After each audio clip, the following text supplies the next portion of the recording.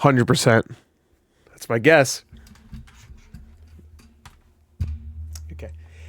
Oh man, I need to get a new mic arm. I've said that for the last few weeks. Hey, what's up everyone, and welcome to another First Reviews reaction video with your big boy buddy Gore, and I'm here to take a look at, of course, the first reviews for Killers of the Flower Moon. Now, if it's any lower than 100%, fake critics. They were planted by Disney to make the new Indiana Jones movie look better. So if it's any lower than 100%, whoever made it not so, that's right, fired. Anyway, I have a cannon. That's what that noise was. Anyway, so let's get to it. I'm not, all right. 95%. No, fuck it, 100%. I'm trying to guess because there's probably not too many reviews, so it can't be like a 98% because that means, what would that mean? There would have to be 50 reviews and one of them would have to be negative for it to be 98%, right? Simple math. You just do double. Like if it's 49 positive reviews, double it, and that's 98.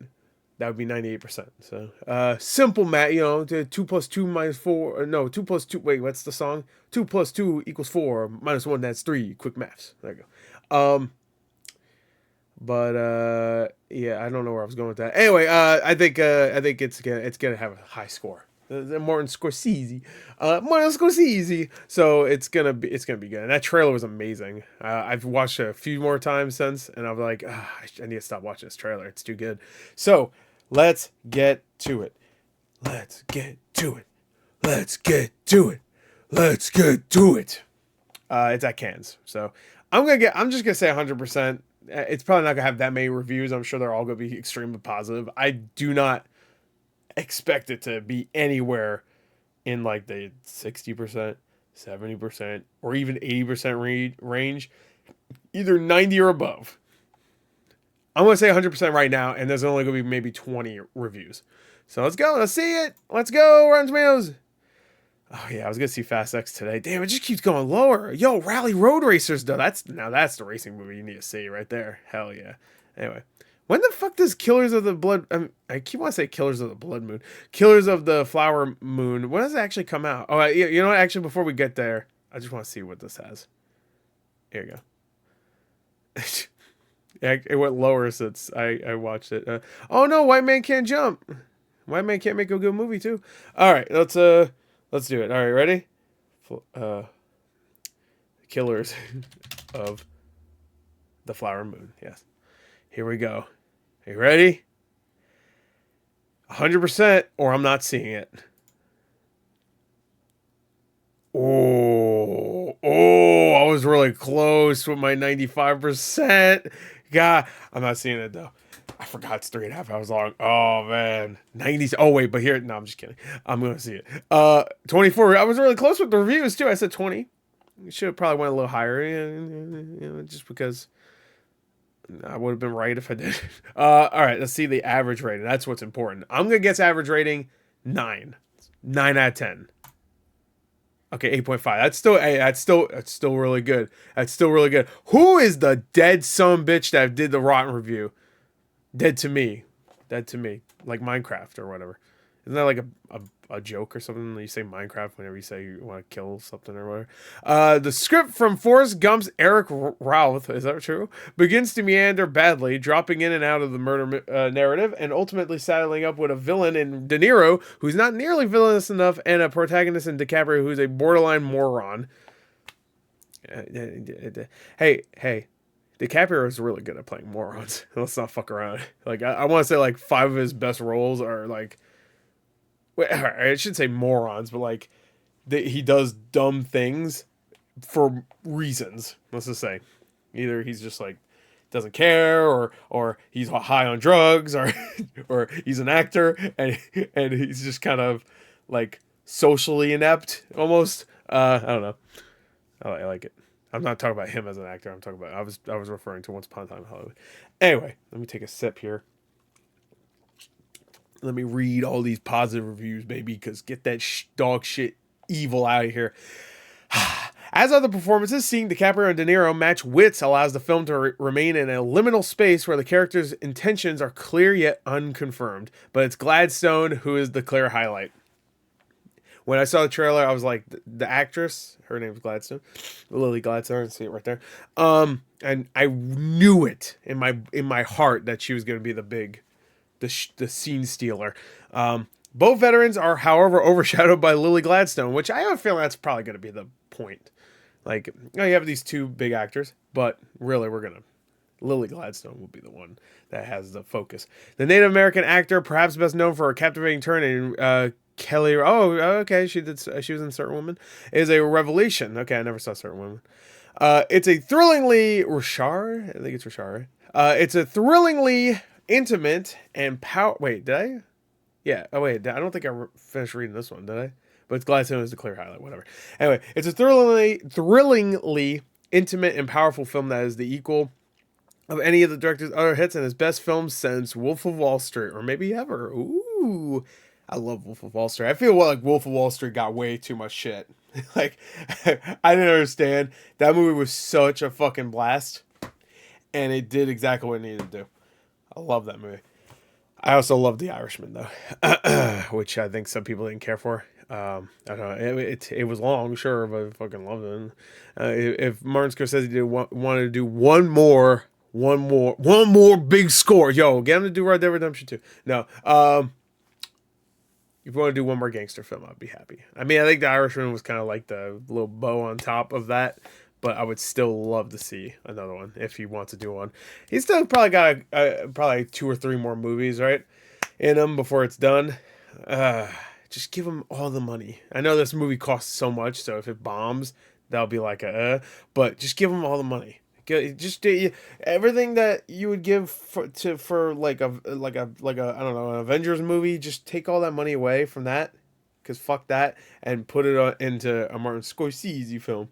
Anyway, to Scorsese's credit, he does not shy away from the injustice of the story. Yeah. I'm not surprised that Scorsese doesn't. Even in the end, he is right to inform us that even when there is justice, there still is no justice for marginalized groups of people. Yeah. Huh. All right, so that means it's gonna end with like what looks like justice. De Niro probably gets his whatever. I don't know.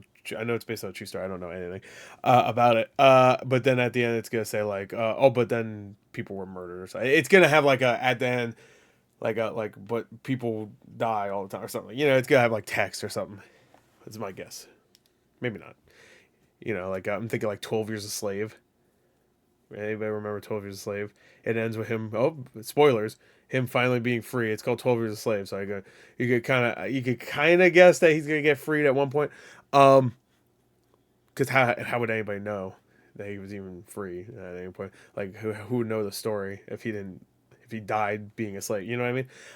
But to be fair, that story ends like, oh, thank God he got out. But it was still like, oh, but all the slaves all the people he left behind and stuff, including what was her name, Patsy.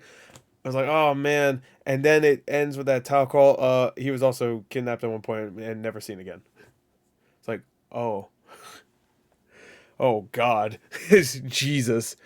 Anyway, now I just depressed myself. So that title, like a text at the end, 100% can work, like very well. So it's Gladstone who provides the film's center of gravity. She gives one of the most extraordinary performances by a woman in any of Scorsese's movies. Oh, that sounds like a negative. Like what? Not negative. Like that. She makes it sound like well, Scorsese doesn't really cast a lot of women or something. I got that from there. Why point it out? You know what I mean? That being said, Margot Robbie was great. Oh God, I forgot her name. She was in Sopranos also. She was Dr. Melfi. She was the wife in Goodfellas. I'm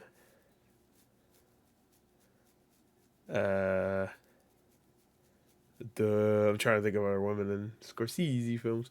Scorsese. I mean, it's a good point. I'm not saying it's wrong or anything. It's just that point, because I've seen other people make that point about like, oh, where's all the women, Scorsese. I'm gonna say I was about to say Cameron Diaz and Gangs of New York, but no, definitely not.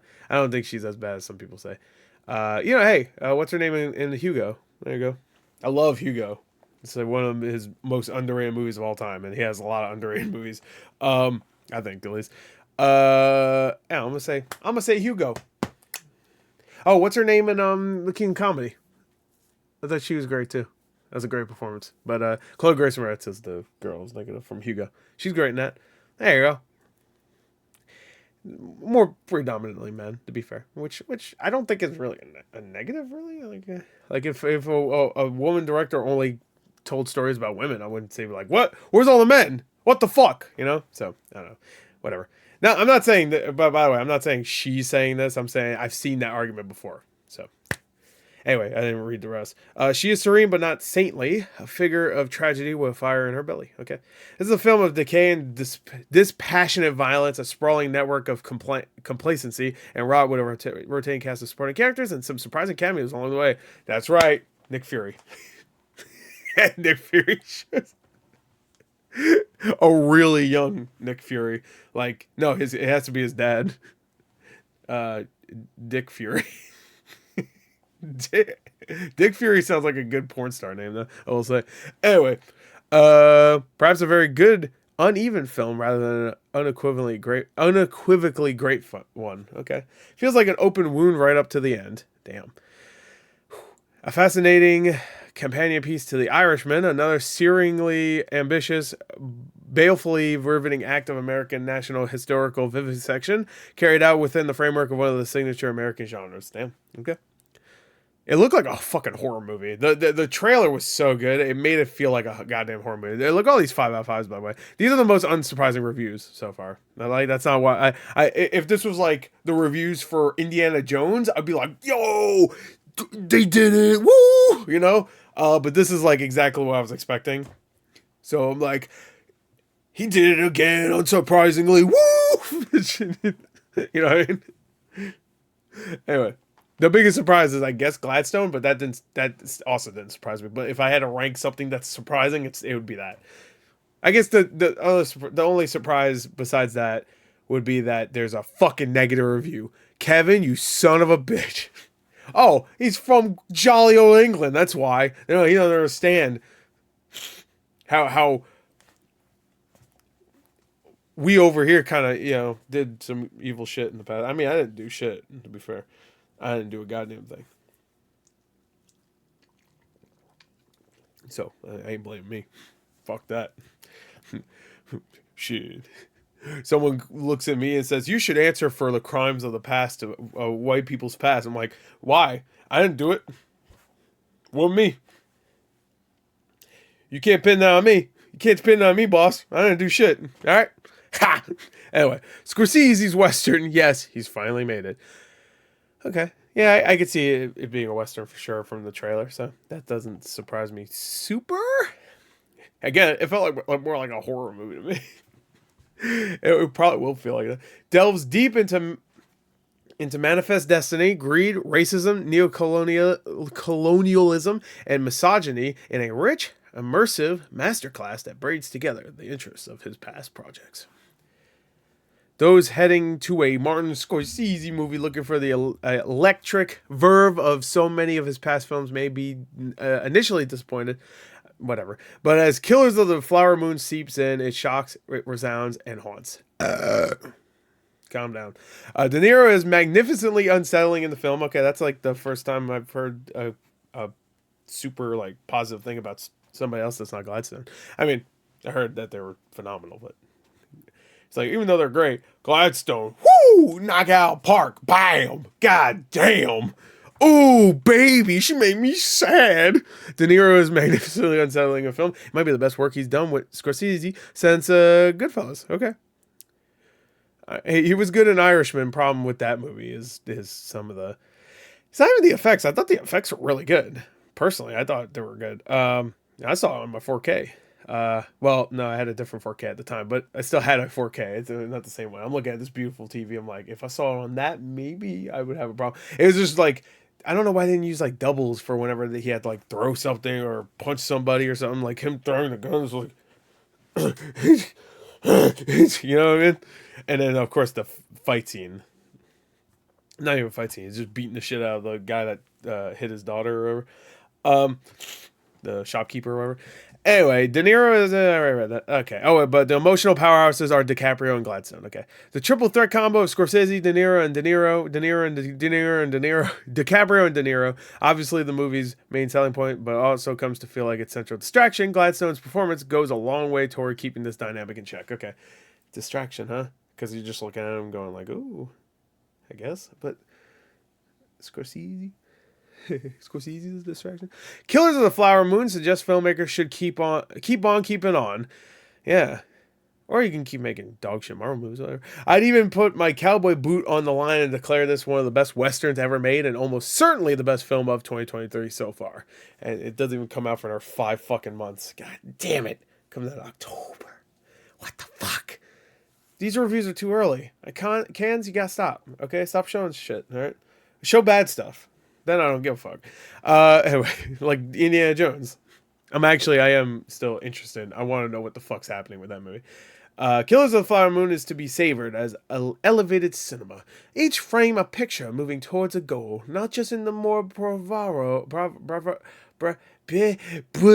camera sweeps, but the very construction of even the most deceptively simple stage scenes. I agree. I didn't see it, but it's great. Killers of the Flower Moon is vast and vital in its scale, purpose, and emotional scope. A Western thriller and ensemble piece that is every bit a Scorsese crime picture as one can dare to imagine. Okay, 3.5 hours is fully justified in escalating tragedy that never loosens its grip. A sordid illustration of historical erasure, with echoes in today's bitterly divisive political gamesmanship. Damn, I guess I might have to do a reaction for this movie. It's gonna be a weird one to do a reaction for, but I think I gotta watch this. All right, there's more reviews, but here we'll go to the next page. See, maybe we can see the scores. We're not. Oh, there it goes. 5 and B plus. Best performance of Leonardo DiCaprio's entire career. His nuance and uncompromising turn as the cretinous Ernest Burkhart mines new wonders from the actor's long-standing lack of vanity. Sure. I honestly, legitimately believe his best performance. Some people would say Django Unchained. I would say Once Upon a Time in Hollywood. I still think that it might be his best performance. I fucking love his performance in that movie. And sure, The Revenant's great. He won the Oscar for that. He ate a fucking liver or whatever, a fish or some shit. I forgot what he ate. And then he got real cold and very, very, the elements, all that. But it was a great movie. But I don't know. I more appreciate like just getting lost in a character more so. I mean, he got lost in the character. I forgot his character's name in The Revenant, but I didn't really care about that journey that much. Personally, I liked watching it. I didn't really care that much about like, oh, is he gonna get revenge? You know, I didn't really care. It didn't really make me feel. I don't know. I just didn't personally. That's just personal. I know other people agree though, because I'm always right, so people have to agree with me. So no, I'm just kidding. I'm just kidding. I am always right though, but you don't have to agree. You could just be fucking wrong. Anyway, there you go. That's it. That's it. Killers of the Flower Moon. Which one? Where's all point the wolves out or something? That's the quote. There you go. I fucking nailed it. Scorsese, call me. I'll be your Jonah Hill for your next movie. I'll do it for no money. But that's it. I'll let John Berthal punch the shit out of me.